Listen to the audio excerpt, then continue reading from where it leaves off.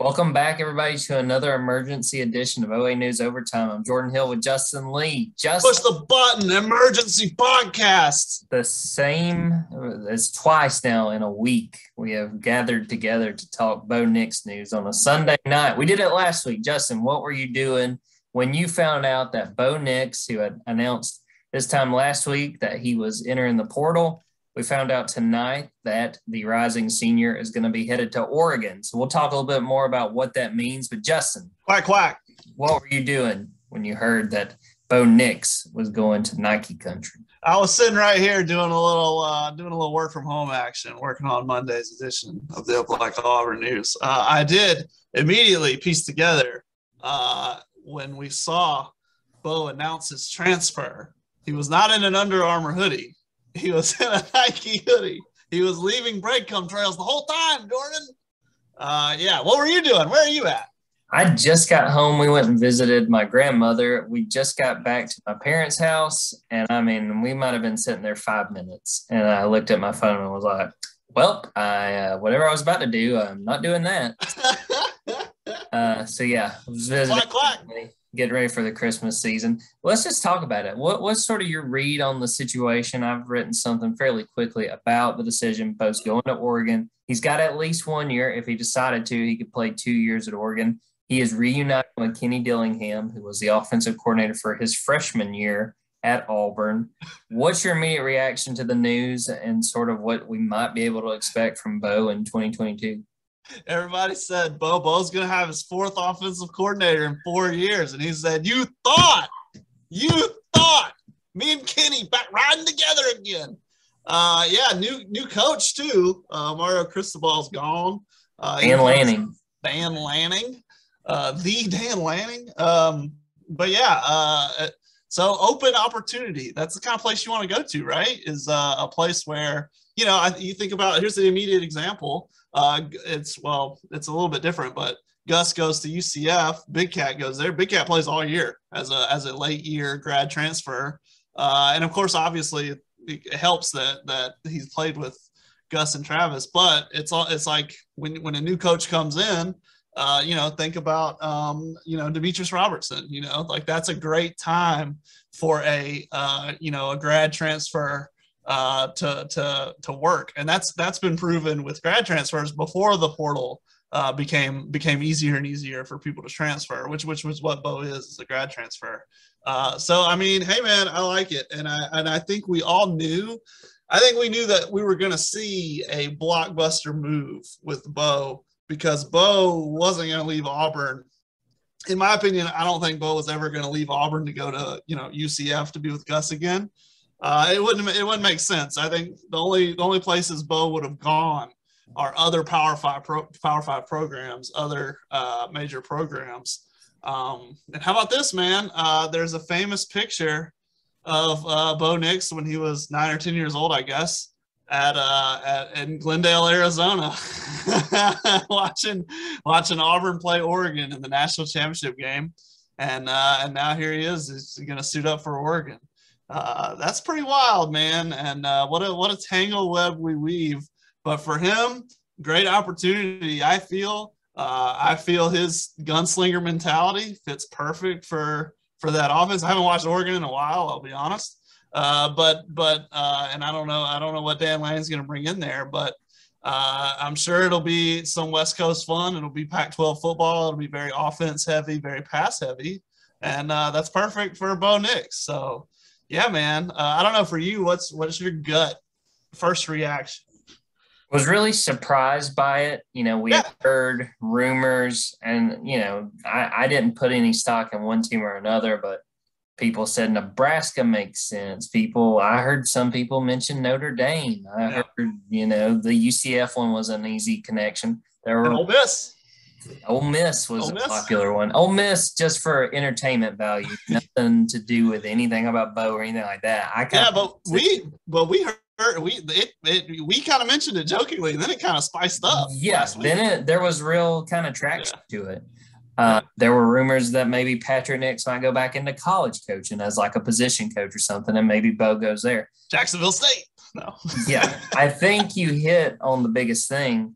was that if Bo was going to leave Auburn, it did not make sense to go down. He had No. to go at least what people considered a lateral move, to like an Ole Miss, a program like that, or to, a bigger or Power Five school that was equal or in the same realm as all. In the same realm, same tier. Exactly. If Auburn's top 15, he couldn't go to he had to go to a top 30 school. You would think. I think he did. Yeah, I agree.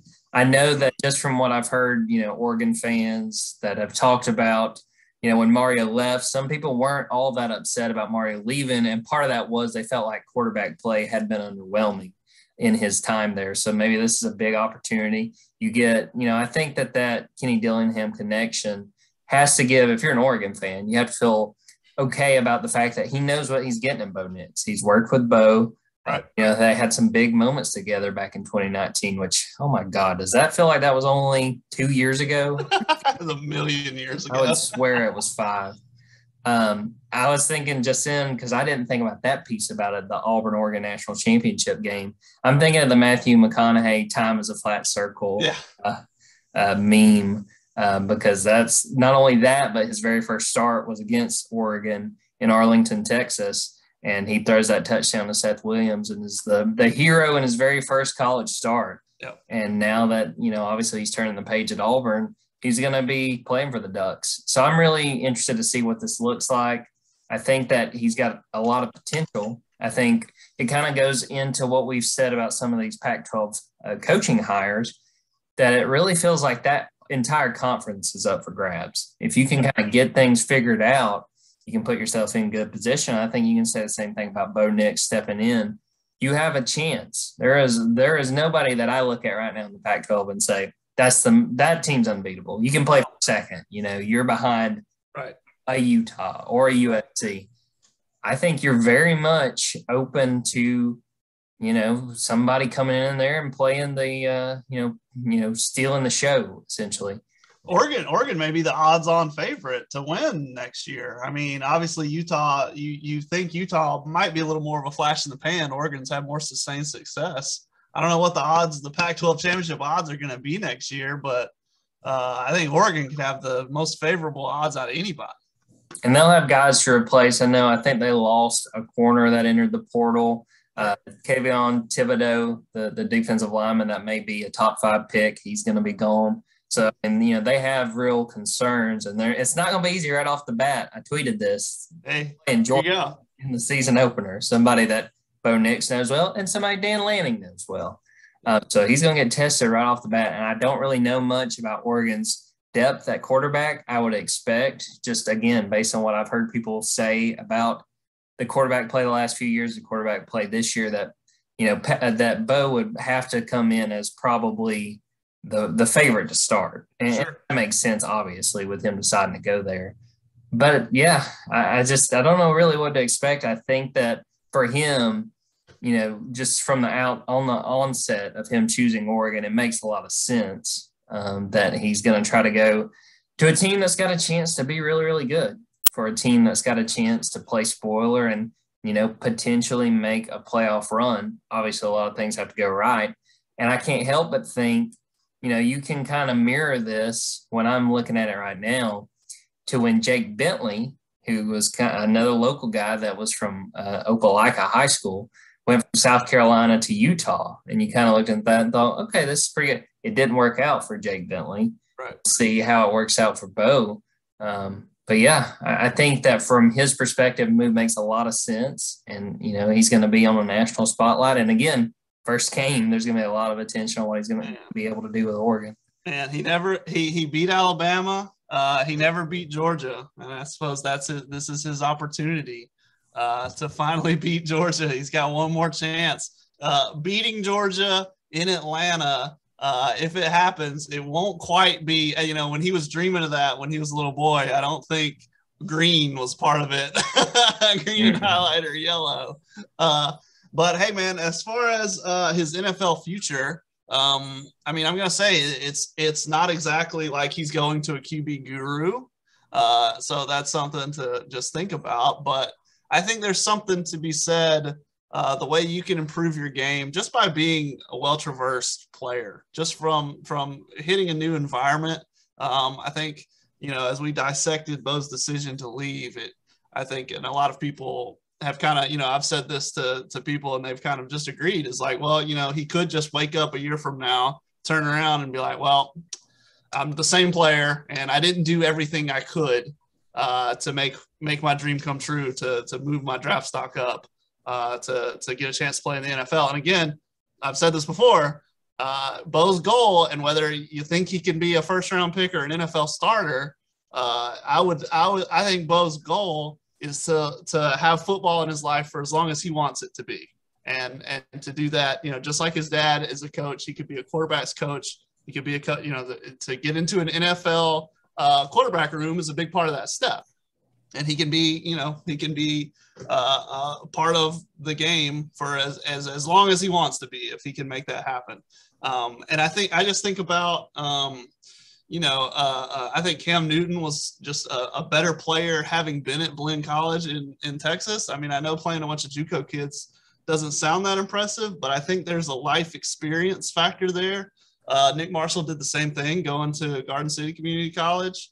I think there's really something to be said. I mean, if you go living off somewhere in 6 months, that 6 months goes slow. You grow up a lot when you just drop everything and go do something else. And for him, I mean, if you're listening, you've probably done that in life. You graduate college and go somewhere. I went to Texas, you came to Alabama after graduating school. And it's just, you learn a lot from doing that. And yeah, I think this could be a huge life experience for him, even if it is only 1 year, to help his game and to help his professional future, whether that be in the NFL, in the XFL.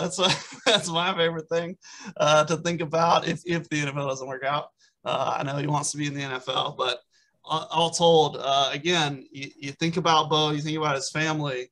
I think there's more to it than just being an NFL player. I think it's a matter of getting in different quarterback rooms, learning as much as you can, and maybe one day he'll be a coach. So big move, man, big move. And yeah, like, I think you agree. I don't know how much this helps his it's not like he's going to play for Lincoln Riley or some, right, QB guru. But I do think it can help him in the long run. I agree. I think you hit on a lot of the points. I think what you said about him being challenged by being somewhere else. I mean, think about really where he's grown up. And this is as far as I know. Patrick was at Georgia Tech, was at Miami, was then at Charleston Southern. I think there was another quick stop, but it's basically been mostly in the Southeast. I know Miami doesn't necessarily count as really being in the Southeast, Sure. A little bit different. But I mean, mostly Bo spent his childhood in the Southeast. And this is going to be something different. And I think you're right that having that kind of experience, will probably benefit him in the long run, whether it's playing, coaching, or whatever he does once he's done with football, if he does something else. I want to bring this up and get your sort of thought. We can kind of bounce back and forth. There's kind of a two-sided thing to this. In that last week, all we knew was Bo's probably leaving Auburn.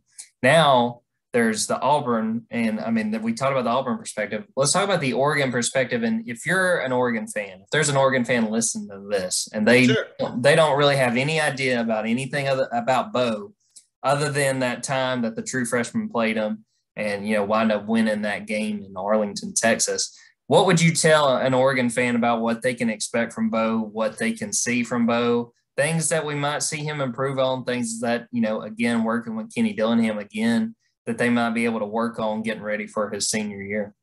I think you're going to see a gunslinger, and if that's what you want in the Pac-12, that's what you're going to get. I think they're at a point, honestly, and we reached this point at the LSU game this past year where I said, dude, Bo's just going to be Bo. Like, quit trying to change him. It's not going to work.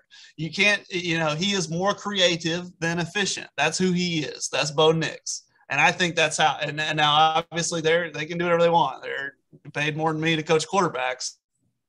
But it's. I think that's who he is. And if I were Oregon, I'd let him loose and let him do that. I'd let you.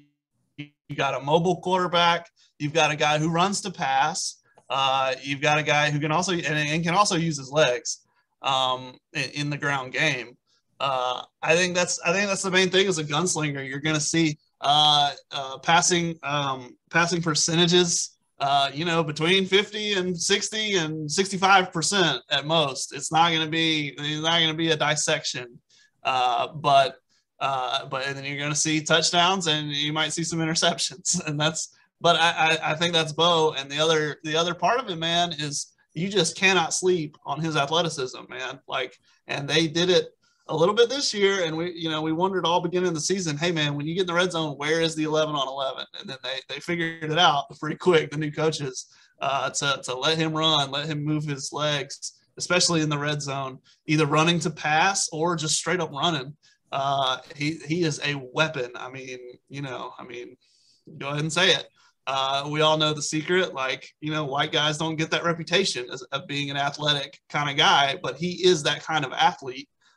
So that's something to look out for. And at Oregon and in the Pac-12, I think he could fit. I think he could be a really big thing, and I think he could really excel against those defenses.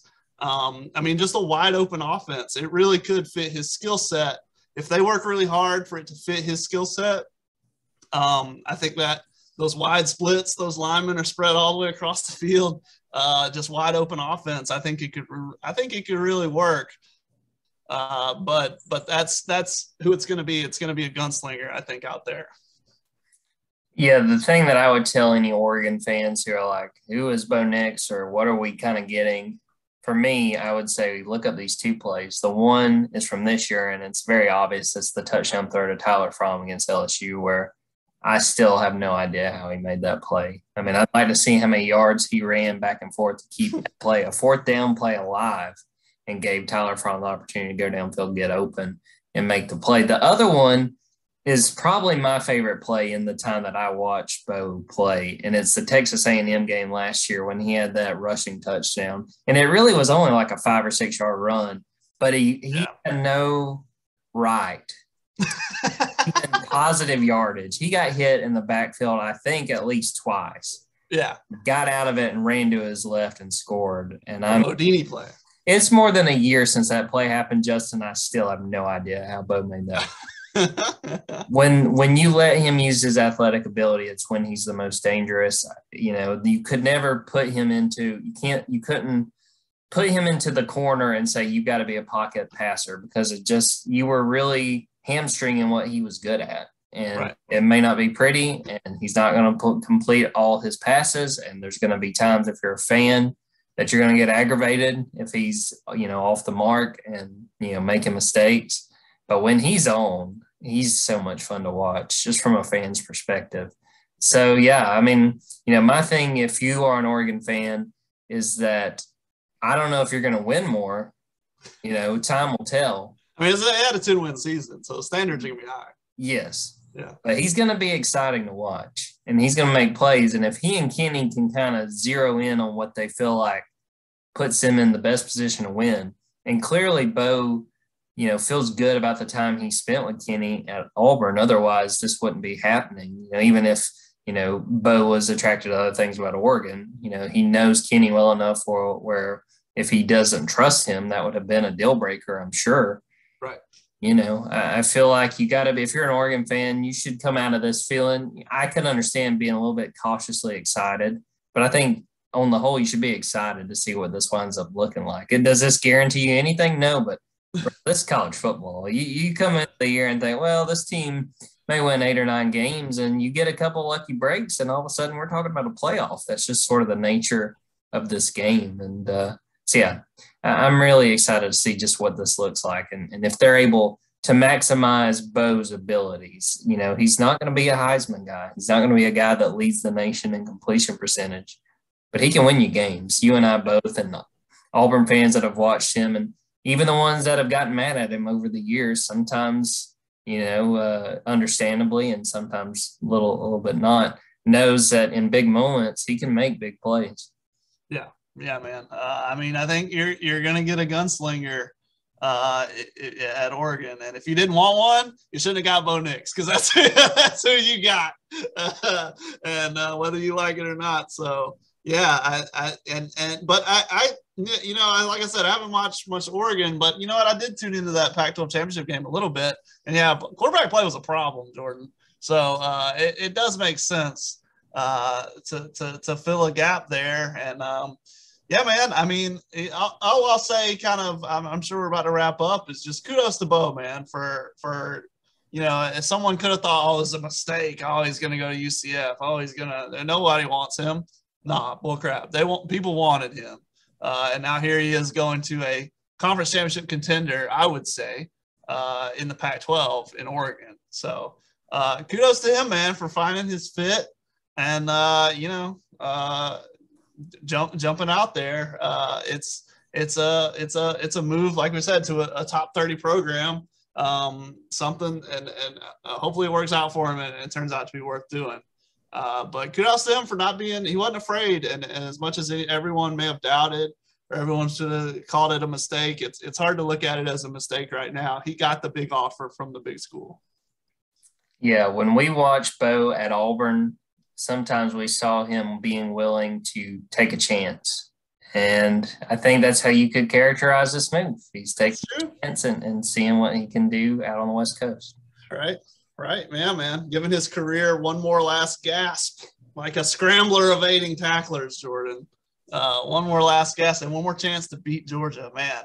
Oh, man. That is going to be a fun game. We'll have to see. It's in Atlanta. Maybe we try to get credentialed for that bad boy. Hey, we'll head over there. I don't know what let's see. It's on a Friday. No, just kidding. Oh, dang. That was the Michigan game that popped up. I'm not sure when this is. We'll have to scheme, and we'll do that off the podcast. Any other thoughts on Bo, on Oregon? Anything we haven't hit on that you want to say before we wrap this baby up? No, I think that's about it. I just think, yeah, like I said, man, just kudos to Bo. He got the big offer that he would have wanted, and he's going to go play at a Power 5 major program. So I think it's just going to be a whole lot of fun. That's what I think. So yeah, man. Says this game is on September 3rd, 2022. I guess that's on the Saturday. Yeah, Auburn will be playing Mercer that day, sadly. But we'll maybe we'll get a day kick and an 8 p.m. Get an 11 a.m. and 8 p.m. We'll just head on over. Let's do it. Oh, man. Either way, it'll be a lot of fun. And I hope the games don't align only so Auburn Twitter can be at its absolute most toxic. Absolute most toxic. That will be choice.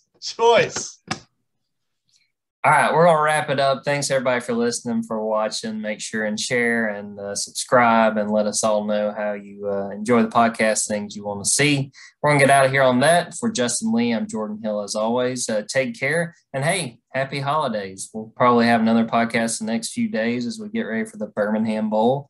But I hope everybody has a good time and enjoys their time and has a little time with the family over the next few days. See you guys later.